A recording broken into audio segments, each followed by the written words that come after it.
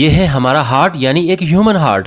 तो एक human heart काम कैसे करता है ये आप इस वीडियो में सीखेंगे एकदम आसान और सरल भाषा में। ओके, तो सबसे पहले जो हार्ट है उसके पार्ट्स के बारे में समझते हैं। अगर हम एक लाइन यहाँ पे ऐसे ड्रॉ करें तो जो ये वाला हिस्सा है ये हार्ट का लेफ्ट वाला हिस्सा है और जो ये वाला हिस्सा है वो हार्ट का राइट वाला हिस्सा है। यानी आप ये समझो कि जो आपके राइट हैंड की ओर है, आपके दाएं हाथ की ओर है, वो हार्ट के लिए लेफ्ट वाला हिस्सा हो गया और जो आपके उल्टे हाथ की ओर है, लेफ्ट हैंड की ओर है, वो हार्ट के लिए राइट वाला हिस्सा हो गया।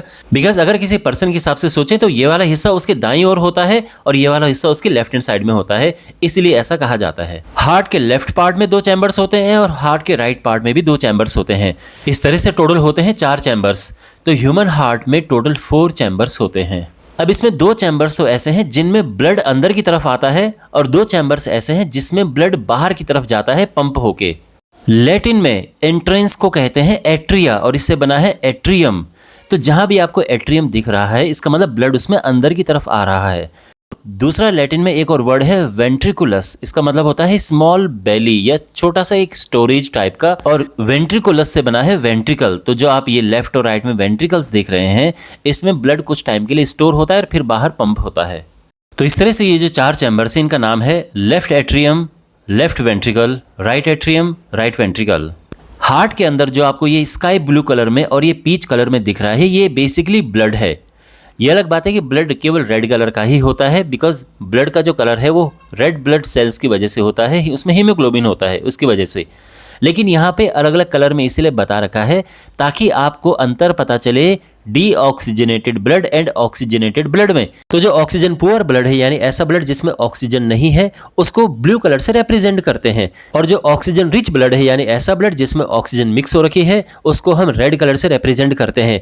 ये अलग बात है यहाँ पे ये पीच कलर टाइप सा बना रखा है बट वो रेड कलर से रिप्रेजेंट करते हैं, और ऐसा इसीलिए करते हैं ताकि उनकी स्टडी ईजी रहे। दोनों अलग अलग कलर में देखेंगे तो हमको स्टडी करना समझना ईजी रहेगा। अब हार्ट में जो ब्लड लाने और ले जाने का काम करती हैं उनको वेसल्स कहते हैं, यानी ये जो पाइप टाइप की चीजें हैं। जो वेसल्स हार्ट से ब्लड को दूर लेकर जाती हैं, दूर लेके उनको हम आर्टरीज कहते हैं, और जो वेसल्स ब्लड को हार्ट में लेकर आती हैं उनको वेन्स कहते हैं। इसको याद रखने का एक सिंपल ट्रिक है कि A for arteries, A for away, यानी आर्टरीज ब्लड को अवे लेकर जाती हैं हार्ट से। तो अगर आर्टरीज अवे लेके जा रही हैं तो वेन्स टुवर्ड्स लेकर आ रही है।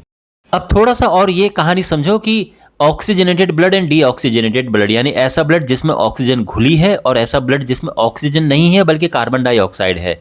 अब देखो ब्लड में ऑक्सीजन घुलती कैसे है, तो हम लेते हैं सांस, उसके बाद जो हवा जाती है वो लंग्स में जाती है। लंग्स में जो ऑक्सीजन है वो होती है ब्लड में मिक्स हीमोग्लोबिन की वजह से, बिकॉज हीमोग्लोबिन जो है ब्लड में वो ऑक्सीजन को अपनी तरफ अट्रैक्ट करता है, उसकी एफिनिटी होती है टुवर्ड्स ऑक्सीजन। तो ऑक्सीजन को अट्रैक्ट करता है और ब्लड में घुल जाती है ऑक्सीजन और वो ब्लड बन जाता है ऑक्सीजनेटेड ब्लड। और उस ब्लड में जो पहले यानी ऑक्सीजन के घुलने से पहले जो उसमें कार्बन डाइऑक्साइड था ब्लड में वो रिलीज कर देता है, वो बाहर आ जाता है और ऑक्सीजन उसमें अंदर चली जाती है, ऑक्सीजन ब्लड में मिक्स हो जाती है। तो यानी जो डीऑक्सीजनेटेड ब्लड था वो बन गया है ऑक्सीजनेटेड ब्लड। कहाँ पे? लंग्स में, फेफड़ों में। उस ब्लड को हार्ट में लेके आती हैं पल्मोनरी वेन्स। वेन्स क्यों? क्योंकि वेन्स उन वेसल्स को कहते हैं जो ब्लड को हार्ट की ओर लेकर आती हैं, टुवर्ड्स द हार्ट, और पल्मोनरी का मतलब होता है रिलेटेड टू द लंग्स। तो जो वेसल्स लंग से जुड़ी होती हैं उनमें आपको पल्मोनरी शब्द देखने को मिलेगा, और पल्मोनरी वेन्स ब्लड को लेकर आते हैं लेफ्ट एट्रियम में। एट्रियम मैंने बताया था ना, एट्रियम मीन्स एंट्रेंस, तो यहाँ पे ब्लड की एंट्री होती है। अब ये जब ब्लड की एंट्री होती है उस समय ये थोड़ा रिलैक्स होता है, बाद में ये होता है कॉन्ट्रैक्ट और ये ब्लड को पुश कर देता है लेफ्ट वेंट्रिकल में। और इस चैम्बर में जो कि लेफ्ट वेंट्रिकल है इसमें ब्लड होता है एक पावर के साथ में पंप, एकदम कॉन्ट्रैक्ट होता है और ब्लड जाता है पूरी बॉडी में आयोटा जो कि मेन आर्टरी होती है उसकी हेल्प से। और अब ब्लड चला गया पूरी बॉडी में लंग्स को छोड़ के। और अब बॉडी में क्या हो रहा है? बॉडी में हो रहा है रेस्पिरेशन प्रोसेस। ऑक्सीजन यूज हो रही है, कार्बन डाइऑक्साइड रिलीज हो रही है और वो कार्बन डाइऑक्साइड वापस ब्लड में मिक्स हो रही है। और ब्लड जो कि अब डीऑक्सीजनेट हो गया है यानी ऑक्सीजन हट चुकी है, अब उसमें कार्बन डाइऑक्साइड मिक्स हो चुकी है, उसको लेकर आता है हार्ट में वेना कावा की हेल्प से। वेना कावा हमारी बॉडी की मेन वेन होती है। जैसे मेन आर्टरी होती है आयोटा वैसे मेन वेन होती है वेना कावा। तो अपर बॉडी पार्ट से यानी हमारे हाथों से, सिर से ब्लड आता है इस वाली वेना कावा से हार्ट में, और जो लोअर बॉडी पार्ट है जिसमें पैर वगैरह हैं यहाँ से ब्लड आता है इस वेना कावा से हार्ट में। और मैंने क्या कहा था कि जहां पे ब्लड की एंट्री होती है उसको हम एट्रियम कहते हैं। तो ब्लड आता है राइट एट्रियम में, बॉडी पार्ट से हार्ट में ब्लड किस में आता है? राइट एट्रियम में। और यहाँ पे राइट एट्रियम थोड़ा कॉन्ट्रैक्ट होता है और ये ब्लड को पुश कर देता है राइट वेंट्रिकल में, और यहाँ से ये ब्लड जाता है पल्मोनरी आर्टरीज की हेल्प से लंग्स में। क्या करने? क्योंकि ये ब्लड है डीऑक्सीजनेटेड, इसमें ऑक्सीजन नहीं है, कार्बन डाइऑक्साइड है, तो ये वापस लंग्स में जाएगा। लंग्स में अपनी कार्बन डाइऑक्साइड को रिलीज करके उसमें ऑक्सीजन मिक्स करके और वापस फिर हार्ट में लेके आएगा पल्मोनरी वेन्स की हेल्प से।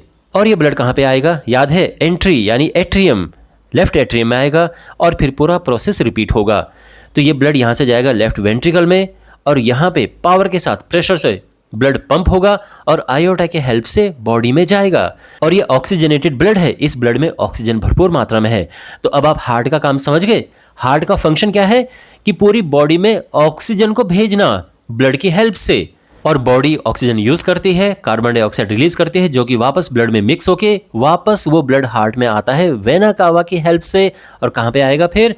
राइट एट्रियम में, फिर एट्रियम से जाएगा राइट वेंट्रिकल में और यहाँ से फिर पल्मोनरी आर्टरीज की हेल्प से दोबारा लंग्स में जाएगा। ये ब्लड डीऑक्सीजनेटेड ब्लड है, यानी इसमें ऑक्सीजन नहीं है, तो लंग्स में जाएगा ऑक्सीजन को मिक्स करने के लिए और बाद में फिर ऑक्सीजन मिक्स होगी और वापस फिर ये पल्मोनरी वेन से लेफ्ट एट्रियम में आ जाएगा। तो ये फंक्शन है हार्ट का। यहाँ पे एक इंपॉर्टेंट चीज देखो, आप यहाँ पे इन चैम्बर्स की दीवारें देखो, यहाँ पे सबसे मोटी दीवार किसकी है? लेफ्ट वेंट्रिकल की है। और उसका रीजन ये है कि सबसे ज्यादा प्रेशर इसको अप्लाई करना पड़ता है, क्योंकि ये पंप होगा और ब्लड पूरी बॉडी में जाएगा, इसलिए इसको सबसे पावरफुल होना है। अगर इसकी दीवारें पतली हुई तो कोलैप्स हो जाएगा। इसके बाद जो लेफ्ट वेंट्रिकल है उसकी दीवारें भी थोड़ा मोटी है, क्योंकि इसे ब्लड को पंप करके भेजना है लंग्स में, तो ज्यादा दूर नहीं भेजना, इसलिए थोड़ा पतली दीवारें लेकिन थोड़ा बहुत मोटी है।